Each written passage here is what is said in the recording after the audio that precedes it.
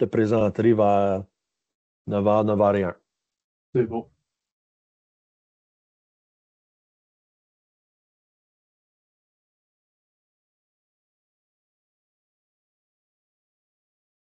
Salut Léo.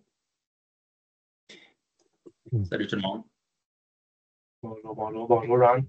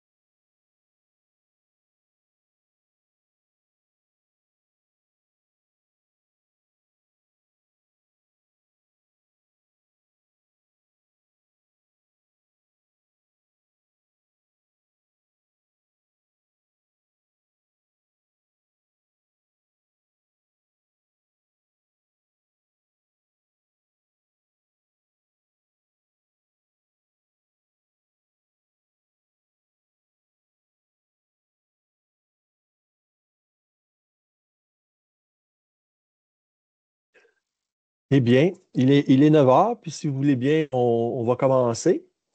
Je me nomme premièrement Jean-Luc Proulx, puis je suis leader pédagogique avec le Centre Franco.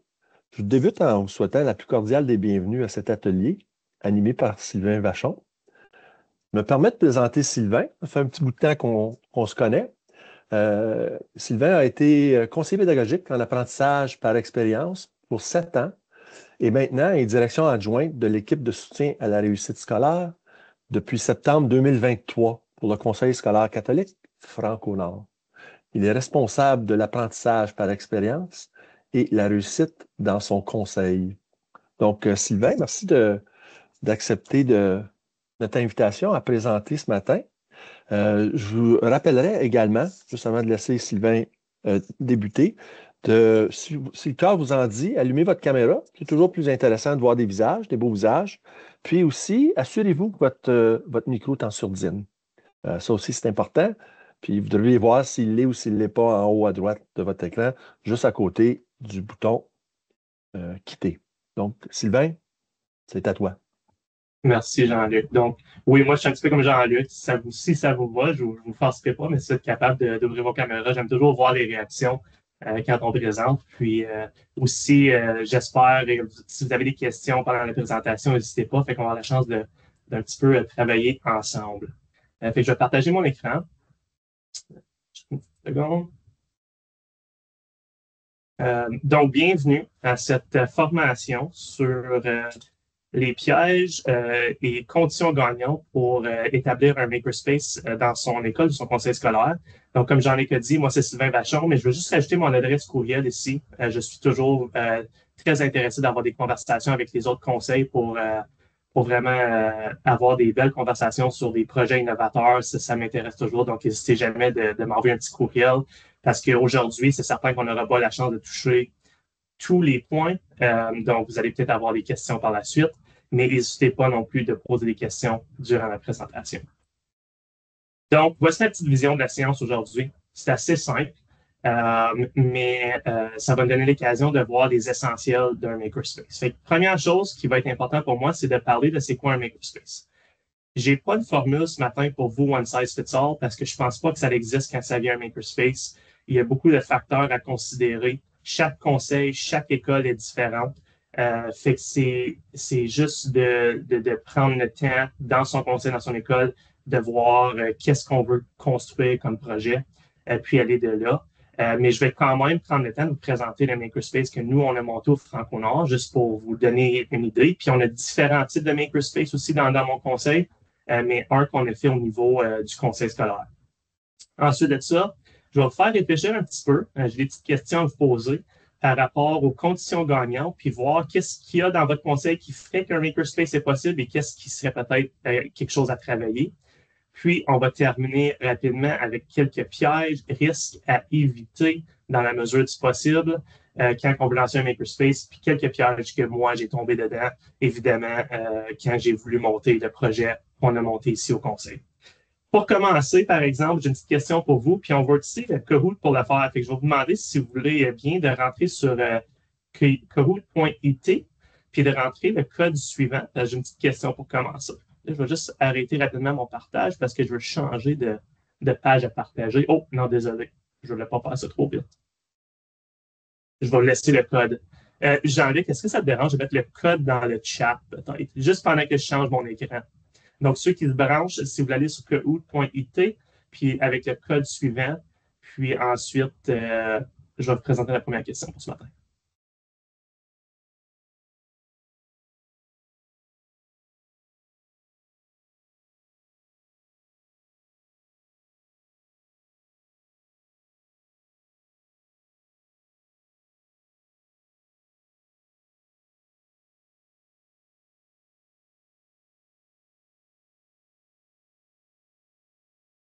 Okay, je vois certaines personnes qui commencent à se brancher. Je vais attendre encore un autre 30 secondes pour laisser tout le monde se brancher.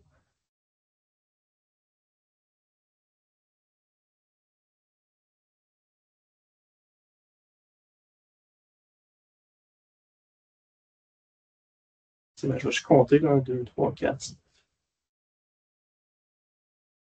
Personne. Puis si avec le code dans le chat, les personnes qui se rajoutent pourront continuer après. Puis je vais laisser un autre 5 secondes pour vous brancher. C'est moi qui n'ai pas mis le code, Sylvain. C'est-tu 309 814? Oui, c'est ça. Ouais, OK. Bon, donc, il le voit là, maintenant. excellent. Il a de la misère avec ma souris. Excuse-moi. Non, non, c'est beau. Donc, j'y vais. Donc, une première question que j'aime poser quand on fait ces petits ateliers-là, on n'a pas beaucoup de temps ensemble, on ne se le cachera pas, on a juste 50 minutes, c'est la suivante. Puis là, il n'y a pas de point, je veux juste que vous participiez, que vous ayez la chance de répondre rapidement à une petite question. Puis là, en quelques mots, là, donc, qu'est-ce qui rendrait la séance de ce matin utile pour toi?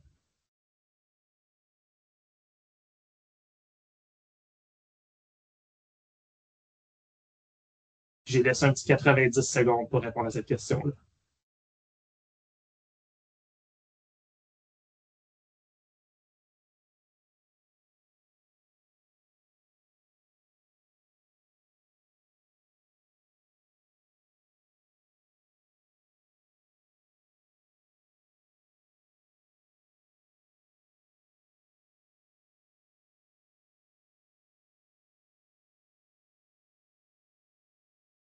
Donc, quand vous avez choisi de vous inscrire ce matin, vous avez peut-être quelque chose en tête en particulier.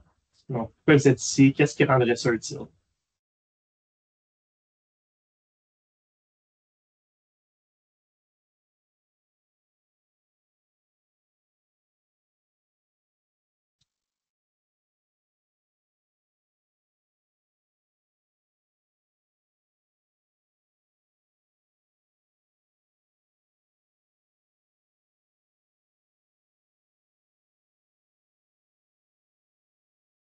Douze secondes.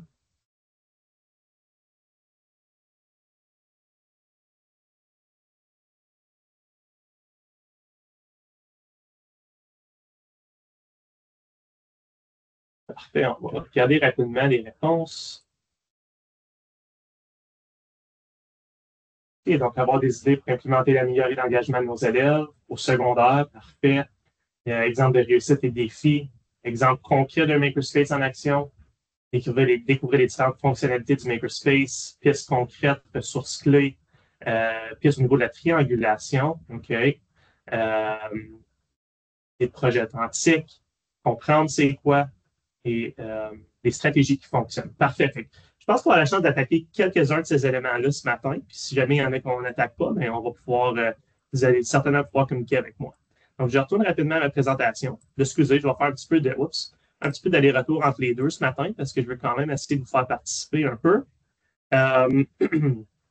Donc, je poursuis. Je commence avec une petite photo. J'aime ça commencer avec cette photo-là. Ça, c'est dans le fond un produit fini qui sort de notre makerspace ici dans mon conseil. Mais la raison, je commence avec cette photo ici, puis là, je le vois évidemment dans vos commentaires de qu'est-ce qui rentrait la science utile. On cherche à engager nos élèves.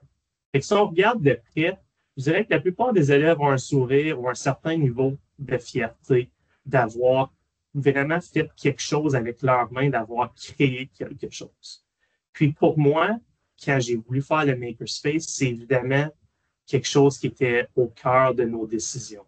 Qu'est-ce qui va venir engager nos élèves? Ça, en passant, c'est des élèves de la 7e et 8e année. Puis ça, c'est une école, mais dans le cadre de notre projet, tous nos élèves de la 7e et 8e année ont eu l'occasion de participer à ce projet ici. Fait que pour nous, c'est vraiment aller engager les élèves. Puis l'autre chose, l'autre impact qu'on remarque aussi, c'est l'impact sur nos enseignants. Nos enseignants qui ont vécu le projet au début, c'était stressant, il y avait beaucoup de travail, puis je vais en parler bientôt. Mais après ça, les enseignants aussi, leur engagement vers ce type de projet-là change. Puis là, ils voient, ben peut-être que moi, je peux faire ça, peut-être pas au même niveau d'envergure avec tous mes projets, parce que ça prend du temps, veut pas, mais on change nos approches pédagogiques pour essayer d'aller vers des choses qui sont un petit peu plus pratiques pour nos élèves.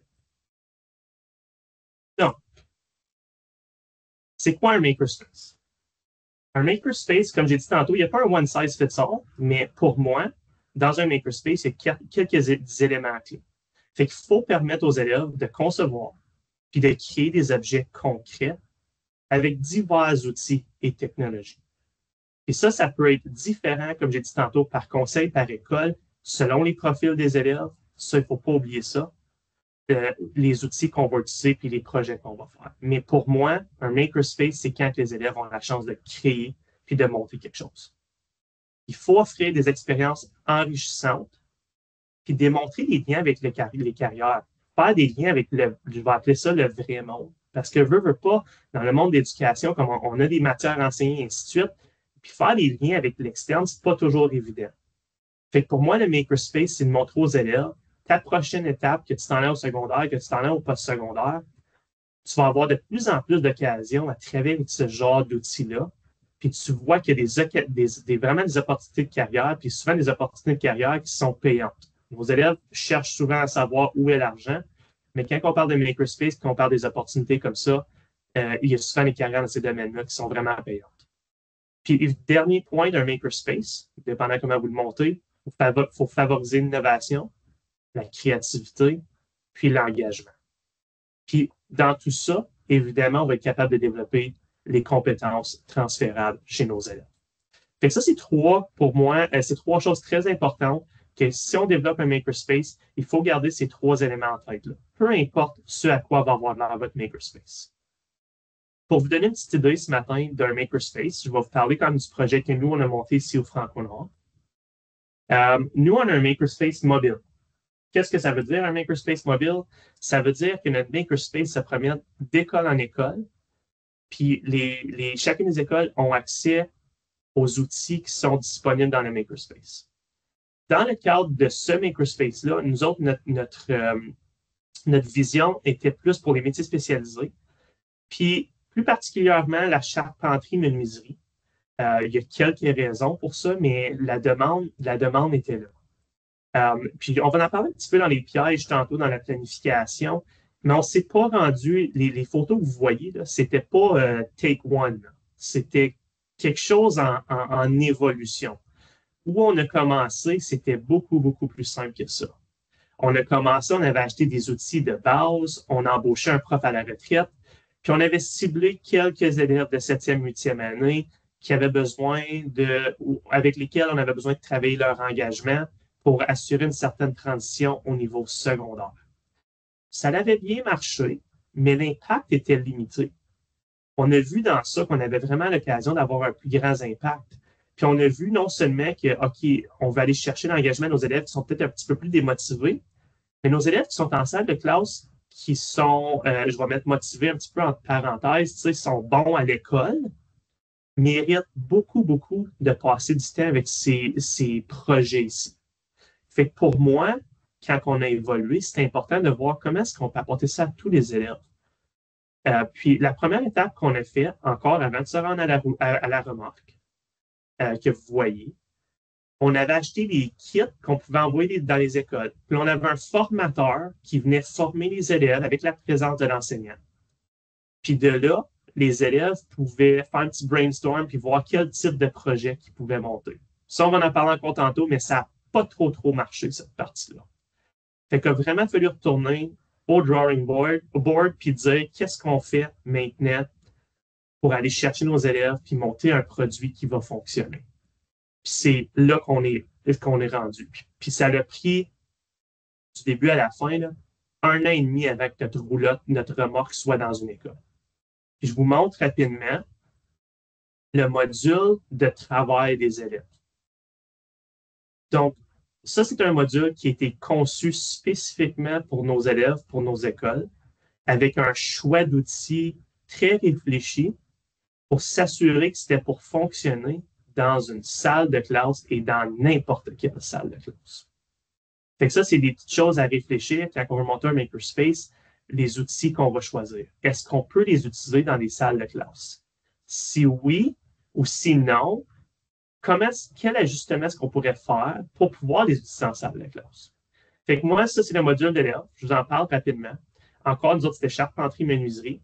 On a un aspirateur HEPA qui filtre vraiment tout, là, les particules, 99,3% ou quelque chose comme ça, qui fait que nos outils peuvent rouler directement dans n'importe quelle de nos salles de classe. Ensuite de ça, on a une scie sauteuse, et on a une ponceuse, et on a une visseuse et une perceuse. Ce sont les outils et on s'en limite à ça. Encore une fois, c'est pour nos élèves de la 7e et 8e année.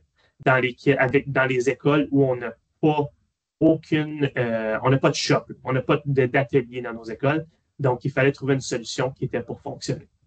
Puis ça, c'est la trousse qu'on a montée. Donc, encore, n'hésitez pas si vous avez des questions par rapport à ceci, mais évidemment, la partie santé-sécurité était clé. Fait qu'au début, là, quand je parle de ces outils-là, on avait des outils similaires, mais c'était tout séparé. Il n'y avait pas de station de travail. Les élèves travaillaient sur des pupitres ou des tables en salle de classe. Il y avait une variété de projets. Puis, honnêtement, ça l'a foiré. Ça n'a pas vraiment marché, cette approche-là. Il fallait leur monter une station de travail qui était pour faire du sens. Ça, c'était chose numéro 1. Chose numéro 2, c'était la formation des enseignants pour nous, qui était clé.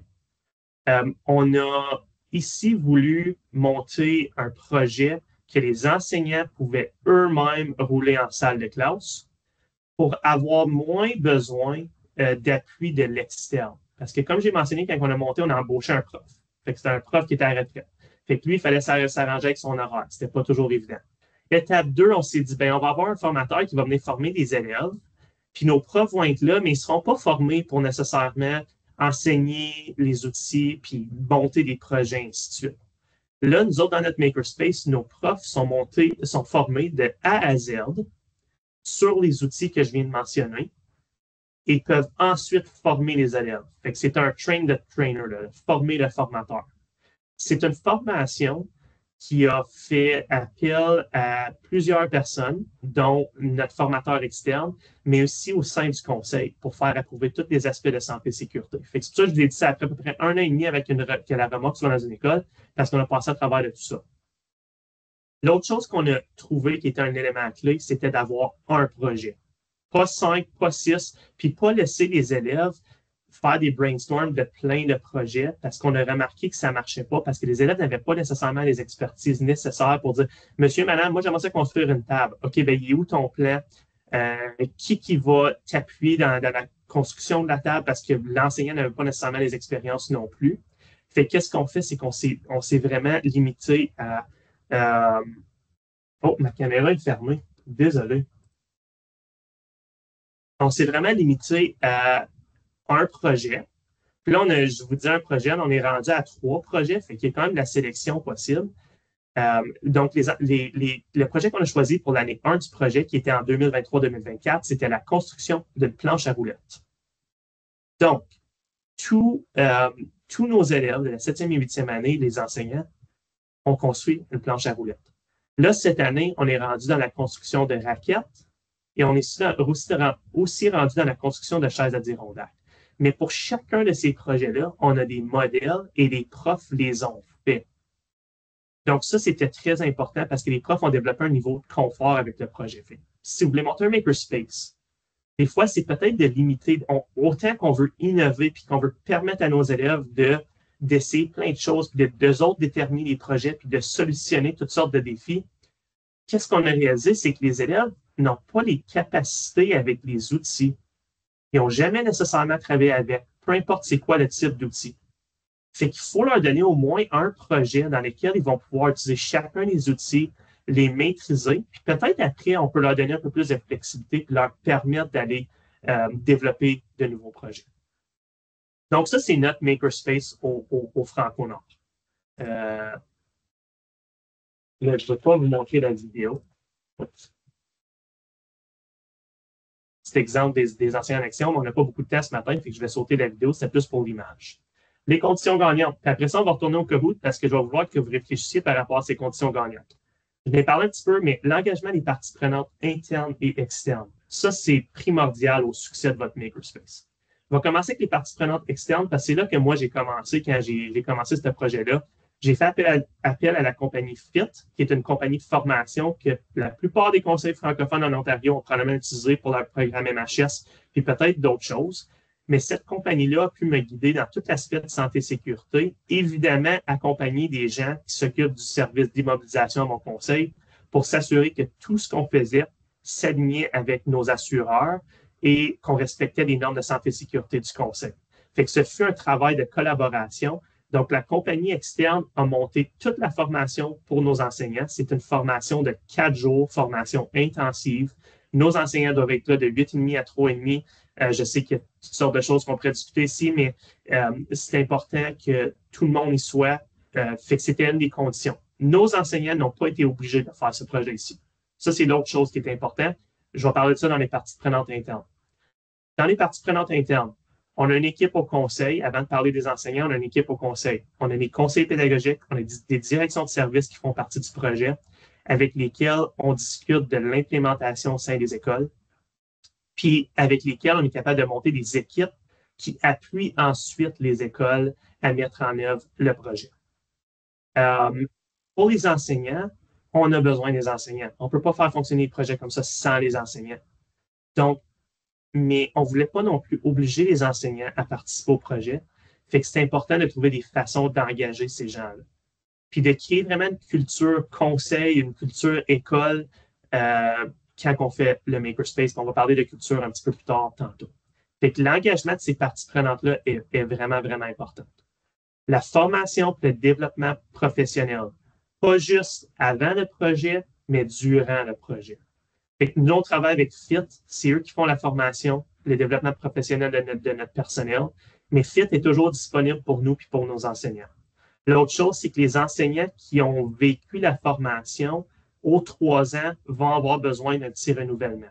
Puis si un enseignant ne fait pas le projet pour une année au complet, on demande pas une reformation, une recertification complète, mais on redemande une sensibilisation d'une journée avec ces enseignants-là pour s'assurer que quand on fait nos choses en salle de classe, l'enseignant est confortable et n'a pas perdu les habiletés. Parce qu'il y a beaucoup de petites choses techniques quand on parle de formation sur des outils de tous les genres, là, pas juste les outils de menuiserie, charpenterie. Puis, je veux pas faire peur quand je parle de santé et sécurité. Je sais que c'est un gros item. Euh, mais si vous travaillez avec les gens internes dans vos conseils, dans vos écoles, en tout cas, ça, c'est ma philosophie, là. Tout est possible. Ça prend du temps des fois, mais lâchez pas. Ça vaut la peine pour le feedback qu'on reçoit de nos enseignants puis de nos élèves. Ça vaut la peine pour leur engagement à l'école. Puis je le vois dans ce que vous m'avez demandé de qu'est-ce qui serait utile pour vous, c'est justement d'engager les élèves. Donc, ça prend du temps des fois, mais ça vaut la peine. Suivi et évaluation continue. Une autre condition gagnante très importante. Dans notre équipe, conseil pédagogique, direction de service, on est toujours en appui aux écoles. Fait qu'on est toujours là pour assurer les suivis avec les écoles, répondre à leurs questions, répondre à leurs inquiétudes. Puis ça nous permet en même temps d'évaluer où on en est avec le projet. Puis on a aussi évidemment une partie d'évaluation avec les élèves, qui est important. Parce que ça, on va parler des données plus tard, c'est très important pour assurer la viabilité du projet. Puis être adaptable et flexible. Je le vois encore plus dans l'année 2, parce qu'on est dans l'année 2 de notre projet, qui est l'année 1. L'année 1, on a lancé l'idée aux enseignants. Voulez-vous vous embarquer? Oui, non, peut-être. Ils m'ont tous dit oui, juste pour que vous sachiez. Donc, c'était vraiment un succès de notre côté. Puis, dans l'année 1, on leur a dit, voici le projet. Il n'y avait pas beaucoup de questions parce que je pense que tout le monde, on était tous dans un petit peu l'incertitude. Comment que ça va aller, tout ça. Donc, les enseignants voulaient se faire former sur les outils, se faire former sur le projet, puis le vivre une fois avec leurs élèves. Mais là, l'année 2, nos enseignants, j'ai dit que tous nos élèves 7-8 ont fait le projet. Donc, nos 7e sont en 8e année maintenant. Je ne peux pas leur demander de faire des planches à roulettes. Fait que là, les enseignants, eux-mêmes, viennent avec des idées. L'année 1, je leur ai donné une idée. L'année 2, c'est eux autres qui sont avec des idées, dont celle des raquettes, la construction des raquettes. Fait qu'il a fallu, de notre côté, au niveau du conseil, de s'adapter pas mal rapidement parce qu'on sait qu'une des conditions gagnantes, c'est que si on fait un nouveau projet, il faut que l'enseignant soit formé sur le projet pour que lui soit confortable en salle de classe. Fait qu'il fallait trouver les ressources puis lui fournir aux enseignants qui ont voulu faire des raquettes. Il a fallu leur fournir toutes les ressources nécessaires pour s'assurer que c'était pour être un succès pour eux autres aussi. Puis justement, le projet des raquettes se vit présentement dans une de nos écoles. Fait qu'il faut être au niveau conseil, là, quand on veut faire un projet de ce genre-là, il faut vraiment être prêt à écouter les écoles, s'adapter, travailler avec toute l'équipe parce que des fois, il faut agir assez rapidement. Puis le dernier point dans les conditions gagnantes, puis c'est un point extrêmement important, c'est un financement, mais un financement durable. Donc, quand on a monté ce projet ici, on ne voulait pas que ça dure juste un an, on voulait qu'on aille le financement à long terme. Moi, j'ai la chance, comme Jean-Luc a mentionné, je suis responsable d'apprentissage par expérience. J'ai la chance là-dedans de gérer des budgets Pajot, gérer des budgets de destination réussite, puis de travailler avec, peut-être pas les budgets, mais avec des gens qui s'occupent des budgets des cours de technologie. Fait que ça me donne l'occasion aussi d'avoir accès à certains financements, mais ce n'est pas suffisant. Je dois aller plus loin que ça. Fait qu'il faut que je sois capable de démontrer à mes patrons, à mes cadres, au conseil, pourquoi est-ce qu'on a besoin de l'argent, pourquoi on a besoin de l'argent à long terme. On va parler tantôt justement de données. Fait que c'est important de voir si vous avez accès à ce financement-là, parce qu'il n'y a rien de pire que de monter un beau projet pour un an, puis là, l'année 2, dire aux enseignants, ah, excuse, cette année, on ne peut pas le faire parce qu'on n'a plus de cash. Fait qu'il faut penser où sont les argents, puis soyez créatifs parce qu'il y a souvent accès à plusieurs différents budgets. Donc, je retourne au Kahoot. Je veux vous faire réfléchir sur ces 5 items-là. Ça ne veut pas dire que, puis là, je ne cherche pas, comment je pourrais dire, vous n'avez pas besoin de répondre oui à toutes ces questions-là, mais je veux juste vous faire réfléchir par rapport à ce système-là. Fait que je vais juste arrêter le partage, puis je retourne au code. Donc, je vais vous poser les questions suivantes. Puis vrai ou faux, vrai, ça veut dire oui, faux, ça veut dire non, parce que je ne peux pas malheureusement changer. Mais vous autres, dans vos conseils, dans vos écoles, est-ce que vous avez l'engagement des parties prenantes internes? Fait que j'ai parlé des conseils pédagogiques, j'ai parlé des directions de services, j'ai parlé des cadres, j'ai parlé des enseignants, direction d'école. Est-ce que vous avez cet engagement-là? Là, je m'excuse, c'est peut-être allé un petit peu trop vite. Là. J'avais juste 20 secondes pour y répondre. J'ai peut-être juste deux réponses, là, mais c'est correct. C'est correct de dire non, parce que vous savez par la suite où aller travailler. Je vais peut-être attendre une autre seconde. Le code de Jean-Luc est dans le chat, si jamais il y en a qui veut retourner.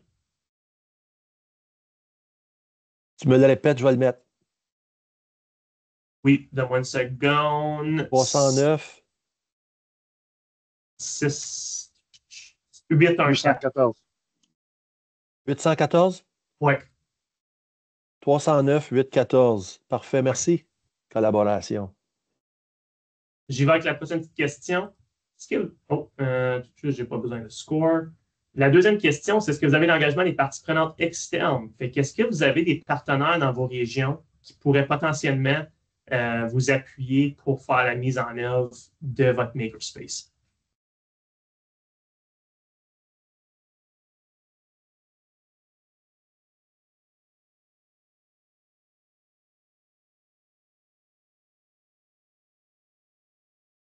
Excellent. Donc, si vous dites non, c'est là que vous pouvez commencer à réfléchir, OK, peut-être qui on peut aller voir. Puis des fois, pensez à l'extérieur de votre région. Moi, je vous dis, fit avec nous, c'est des gens d'Ottawa. Fait que c'était certainement un petit peu plus compliqué, mais on l'a fait fonctionner. Parce que l'autre chose, c'était très important d'avoir des formateurs francophones. Prochaine petite question. Est-ce que vous avez accès à des formations professionnelles en lien avec votre makerspace? Encore, peut-être c'est des gens dans votre conseil pour ça. Mais ça va être un petit peu avec notre suivi, évaluation continue. Est-ce que les gens de vos équipes pourraient fournir des formations? Dépendant du type de makerspace, si vous avez peut-être plus de technologie, imprimante 3D, ainsi de suite, il y a peut-être des gens dans votre conseil qui sont capables d'offrir ces formations-là. Excellent. Okay. Prochaine question. Avez-vous peut-être déjà des systèmes en place qui vous permettraient d'assurer, d'évaluer les projets sur une base continue? Puis ça, là, ça va être encore, comme je disais tantôt, avec le financement, c'est très important de pouvoir fournir des données aux patrons pour dire hey, on a encore besoin de l'argent cette année.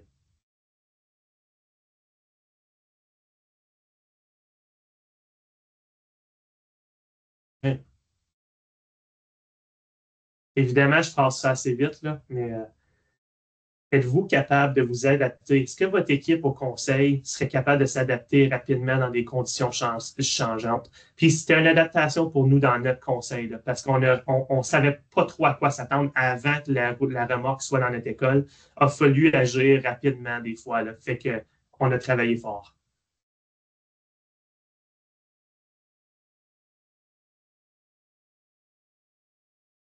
Excellent, Donc, ça, c'est un élément très important. Je suis content de voir qu'on a vite oui.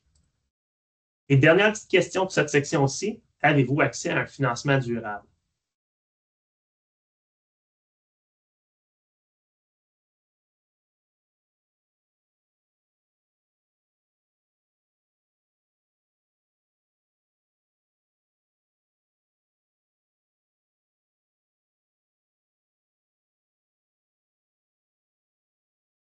OK. Ceux qui ont dit non, puis là, on n'a pas beaucoup de temps, là. N'hésitez pas de communiquer avec moi. J'ai peut-être des petites stratégies pour aller chercher du financement durable. Des fois, c'est un petit peu de créativité budgétaire. N'hésitez pas de communiquer avec moi. Oh, ça, je veux pas cette question-là. Oh, non. Répondez pas à cette question-là, s'il vous plaît. Je sais pas si je peux retourner, là. Je vais revenir plus tard. Répondez pas à celle-là, non. OK, j'arrête le partage, je retourne à ma diapositive. OK. Donc, n'hésitez pas si vous avez des questions là, pendant. Là, je ne sais pas s'il y a des questions, là, mais n'hésitez pas si vous avez des questions. Je continue. Juste pour vous donner encore d'autres petits exemples de projets engageants. À l'intérieur du processus du Makerspace, on a fait d'autres projets aussi. C'est pas juste les planches à roulettes. On est allé cibler d'autres groupes. Mais au secondaire, on a fait des boîtes à fleurs pour la communauté. Ça, c'est un projet un peu différent parce que c'est un projet d'école, c'est un projet à l'intérieur d'une MHS. Fait que si on le menait, pas avec notre remorque, notre formateur FIT est venu le faire avec nos élèves de 10e, 11e, 12e année. Mais c'est juste des petites idées qui sont possibles. Il y a aussi, on a fait un projet on a construit des tables de pique-nique avec nos élèves de 7e et 8e année. Ça, encore une fois, c'était pas avec la remorque, c'était un projet à part, mais c'était style Makerspace. Puis, le projet des chaises Adirondack que vous voyez en bas à gauche, ça s'est fait au secondaire à quelques reprises avant même qu'on ait la remorque. Fait que quand je parlais qu'on avait des kits d'outils qui se déplaçaient d'une école à l'autre, on était capable de faire avec les gens du secondaire des chaises Adirondack. Fait que ça, c'est juste des petites idées que je voulais vous partager. Puis la dernière section de ma présentation, pièges, risques, astuces et impact. J'en ai 5 pour vous. Vouloir aller trop vite. Faites attention. Prenez le temps que ça prend. Je sais que des fois, on est excité de commencer, puis on a des équipes qui ont hâte d'avoir du changement, puis de faire des nouvelles choses. Mais prenez le temps de considérer toutes les choses dans la planification de votre makerspace. Puis je reviens sur la santé et sécurité. C'en est un très gros. C'en est un que moi, je suis en base. Je suis toujours en communication avec FIT pour les nouveaux projets, ainsi de suite, pour s'assurer que les matériaux qu'on utilise peuvent être coupés dans une salle de classe sans produire des gaz toxiques, et ainsi de suite. Ça, c'est une des choses. Assurez-vous d'avoir une bonne vision. Assurez-vous d'avoir toutes les parties prenantes. Parce que si tu as un prof ou un conseiller pédagogique ou une direction de service qui veut vraiment, vraiment partir le projet, tu ne peux pas faire vivre un projet comme ça avec une personne. Okay? C'est important d'avoir tous les gens d'engager dans le processus. Fait que juste prenez votre temps, puis ça va valoir le coup à la fin. Négliger les données dans la prise de décision. Comme je vous ai mentionné, quand on a commencé ça, nous autres, on n'avait pas de remorque. On avait eu des données de nos écoles pour certains élèves qui étaient démotivés, plus à risque. On est parti de ces données-là pour ensuite monter un projet de plus grande envergure. Mais allez chercher ces données-là. Parce que si vos cadres ont accès à ces données-là, puis vous avez, quand je dis des données, ce n'est pas juste l'élève qui est démotivé, mais c'est ses intérêts. Quels sont les intérêts de nos élèves? Puis dans la colonne intérêts, c'est là qu'on a réalisé qu'il y avait beaucoup d'intérêts communs entre les différents groupes d'élèves, puis que la charpenterie en était un. Ça, c'était de plusieurs écoles. On avait initialement, moi je suis dans la région de North Bay, on avait des écoles dans la région de l'Ouest, qui est dans la région de Sturgeon Falls. On avait 4 écoles qui avaient des élèves de 7 et 8. Puis chaque école avait complété un tableau qu'on avait monté pour eux. Ça encore, c'était en 2017-2018, avant qu'on aille avec un projet de grande envergure pour tous les élèves. Puis on avait recueilli des données. On avait quelques questions très spécifiques à leur poser. Fait que vous, si vous le planifiez, assurez-vous d'aller chercher ces données-là. Ça va vous aider avec toute votre planification. Ne pas intégrer le makerspace dans la culture de l'école. Je l'ai dit dans le premier item, mais assurez-vous que les gens soient engagés, que ça ne soit pas sur le dos d'une personne. L'autre chose que nous, on a fait aussi au conseil, c'est qu'on a aligné le makerspace avec la mission et les priorités du conseil scolaire dans notre cas. Fait que quand on a présenté notre projet au cadre pour notre demande de financement, on leur a dit, voici votre mission, voici comment nous, on répond à tous vos systèmes de votre mission. On a préparé une petite présentation pour eux, puis ceux qui seraient intéressés, je pourrais vous la partager pour vous montrer comment on le fait. Mais quand on leur a montré ça, bien évidemment, c'est dur de dire non, si on s'aligne avec toutes les priorités du conseil. Nous aussi, on a un profil de sortie avec lequel on veut que nos élèves quittent notre conseil scolaire et ça touchait plusieurs de ces aspects-là. Fait que si on peut intégrer une intégration réussie dans la culture de l'école va assurer la pérennité du makerspace. Pérennité est le mot-clé. On ne veut pas que ça dure simplement une année. Sous-estimer les besoins en maintenance et en mise à jour des équipements. Je l'ai fait, puis je l'ai fait l'année passée. On a acheté des très bons outils, puis je recommande fortement de payer les coûts additionnels. Des fois, c'est 2 fois, des fois, c'est 3 fois le coût pour un outil, mais ça vaut tellement la peine. C'est ce qu'on a fait, mais malgré tout, on a de la maintenance à faire. Dans notre processus de formation, les enseignants doivent assurer que chaque outil fonctionne bien avant que les élèves les utilisent. Et quand les outils quittent leur école pour aller à une autre école, ils ont tout un processus d'inspection à suivre. Même avec tout ça, on a remarqué que des petits bris se produisaient. On est chanceux parce que c'était des petits bris, mais veut pas, ça prend du temps à réparer. Puis moi, je ne peux pas aller dans les écoles à chaque jour pour réparer des outils. Fait que là, cette année, on s'est mieux pris. On a des choses qu'on a vues qui brisaient plus souvent l'an passé. On en a en stock au conseil. Fait que si jamais quelque chose brise, on peut le changer plus rapidement. Puis comme je dis, nous autres, c'était pas des gros bris, mais veut pas, c'était du temps. Et nous, à la fin de l'année, quand on parle de maintenance, on a repris la remorque au niveau du conseil scolaire. On a passé à travers de chaque outil. On a tout nettoyé. On s'est assuré que tout était en bonne et due forme avant de recommencer la prochaine année scolaire. Fait que c'est juste un petit à côté de prévoir ça dans vos budgets, puis d'avoir un calendrier de maintenance régulier pour tous les outils. Donc, comme je dis, nos enseignants et même nos élèves, dans leur formation, sont appelés à assurer pas la maintenance, mais le bon fonctionnement des outils. Fait que nous, l'an passé, il y a certains outils qu'il a fallu mettre de côté pour une couple de semaines, le temps qu'ils soient réparés avant d'être envoyés dans les écoles. Fait que c'est toutes des petites choses comme ça à considérer, qui sont du temps additionnel. Puis le dernier petit piège risque que j'ai pour vous autres, c'est le manque de planification de l'espace physique. Puis je peux dire que même avec notre remorque qu'on a acheté, on avait tout planifié, j'aurais pris plus d'espace. Ça aurait été le fun d'avoir un petit peu plus d'espace dans notre remorque. On a 8 modules, comme je vous ai montré, qui rentrent en salle de classe. Fait que pour nous, conseil, la remorque aurait pu être plus grosse. Pour les écoles, la planification de l'espace physique. Quand les enseignants se sont engagés dans le projet, ils nous ont dit ça va être difficile.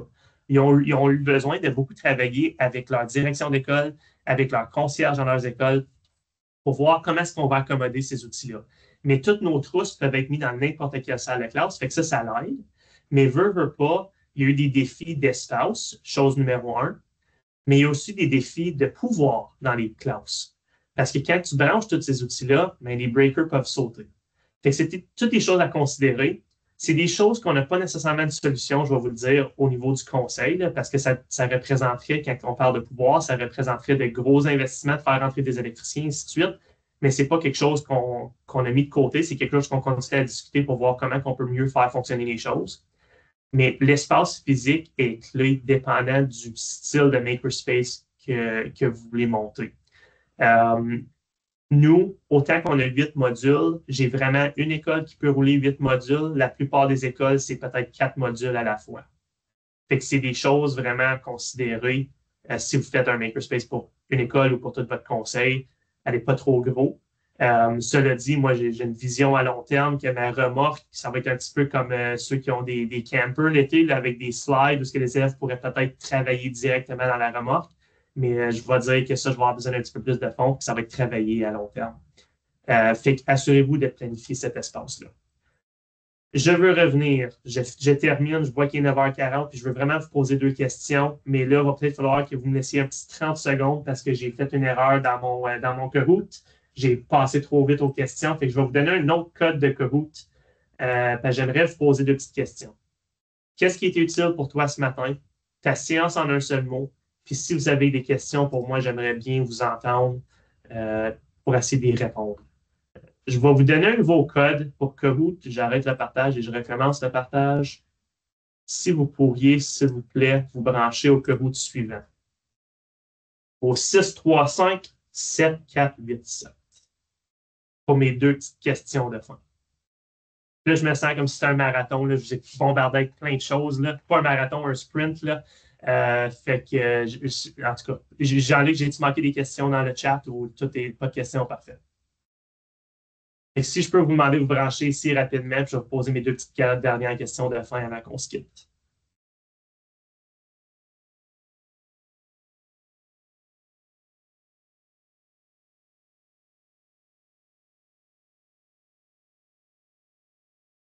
Puis je vois que j'ai une question de Julie aussi avec la main levée. On va se rendre super Julie. Donc, je commence, j'y vais. Puis là, je vais sauter toutes les questions. Là. Ça va juste prendre une petite seconde. On va se rendre aux deux dernières questions.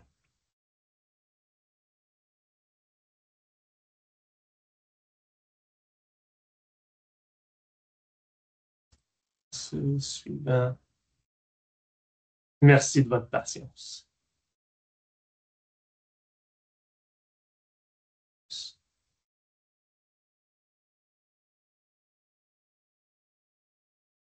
C'est important pour moi d'avoir ces petites réponses-là, là, comme c'est pour ça que je vous demande de les répondre, parce qu'après ça, je les utilise pour mes prochaines formations pour voir si c'est des choses que je peux m'améliorer aussi. Là.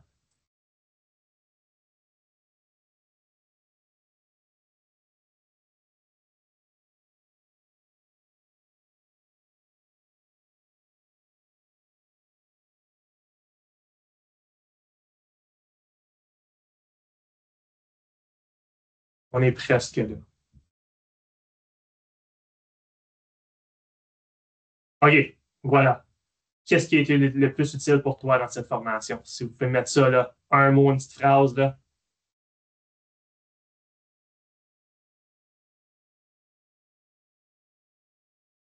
J'ai même 60 secondes pour ça.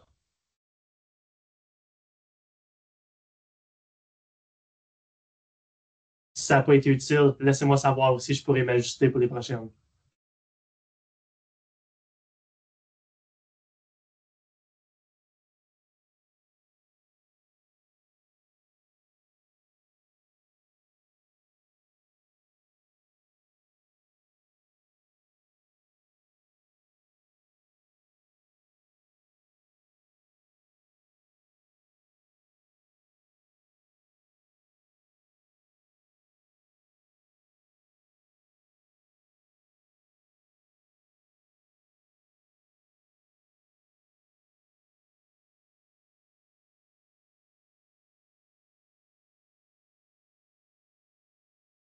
En temps normal, je passerai les réponses avec vous, mais je vais les sauter. Moi, je vais les regarder par la suite. Puis là, je vous demande un mot. La séance en un mot. Des fois, ça, c'est difficile, mais si vous pourriez me donner votre petite définition de votre séance en un mot.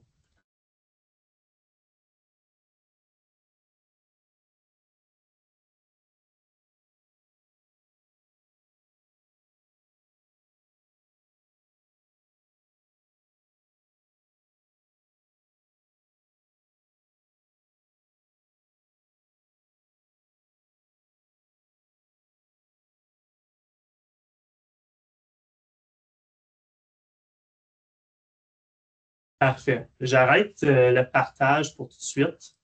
Puis j'ouvre la table aux questions. Il reste quelques minutes. Merci d'avoir participé ce matin. Mais Julie, je te passe la parole. Merci beaucoup. Peut-être que vous l'avez déjà mentionné au début. Est-ce que vous m'entendez bien? Oui, oui. Parfait.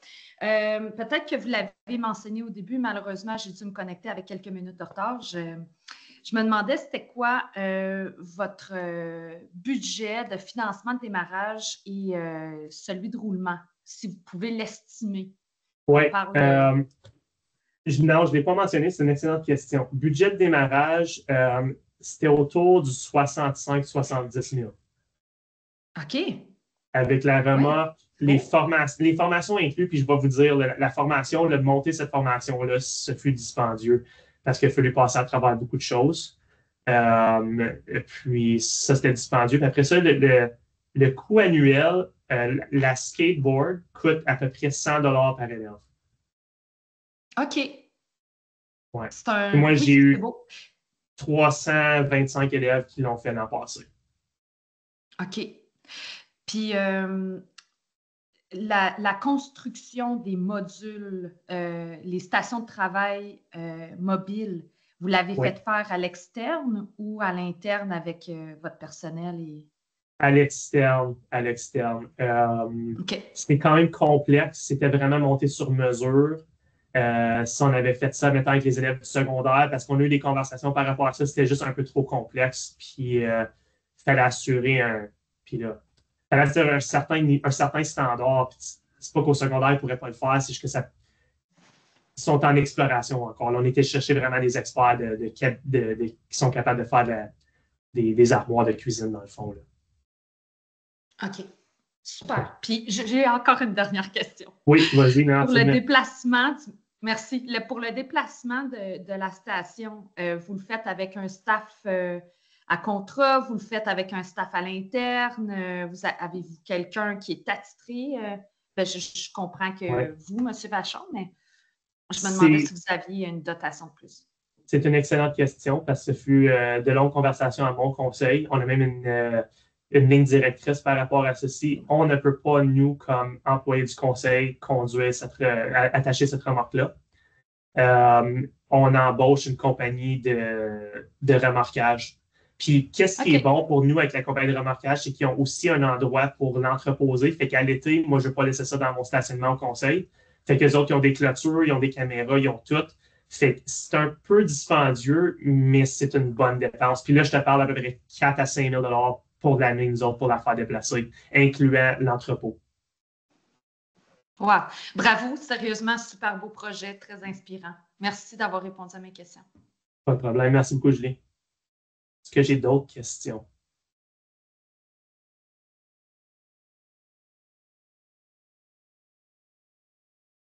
Parfait, je vois le temps qui file. Je sais que Jean-Luc, c'est le prochain sur la liste, fait que je ne veux pas voler son temps de son atelier. Tu es un excellent gestionnaire du temps, Sylvain. Il nous reste exactement 2 minutes pour te remercier pour ton excellent atelier. Je pense qu'il y a beaucoup d'informations dans ce que tu nous as mis dans ton paquet, mais je dirais aux gens qu'on enregistre les ateliers, en fait tous les ateliers. Si jamais vous voulez y retourner, moi je dirais que d'ici quelques semaines, ça va être placé sur le site du Centre Franco. Vous pouvez y retourner. Si vous avez des collègues qui ont manqué l'atelier, vous pouvez leur dire que l'enregistrement existe. J'ai placé dans le clavardage, ça c'est important pour l'équipe tactique, un lien, un formulaire de satisfaction pour cet atelier ici. Donc, si vous prenez le temps je vous inviterai à prendre le temps pour le compléter.